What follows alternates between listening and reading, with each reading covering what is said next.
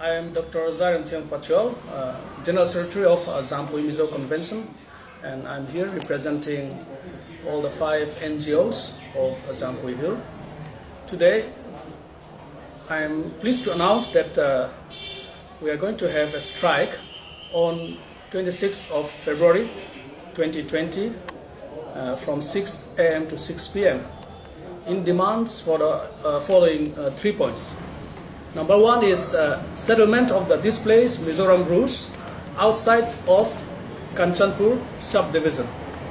This has been our repeated request to our government of Tripura and also up to the Union Ministry that for the sake of peace and for the welfare of every sections of the society, the Mizoram displaced Bruce people should be settled outside of Kanchanpur subdivision.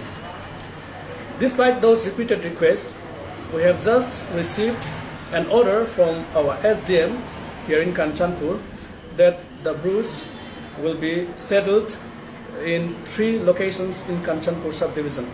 And one of the locations where 800 families are to be settled is in close proximity with Zampui Hill. And it touches our traditional Jhumland. So, despite those requests, since the government is not heeding to our requests, we decided to go for a strike.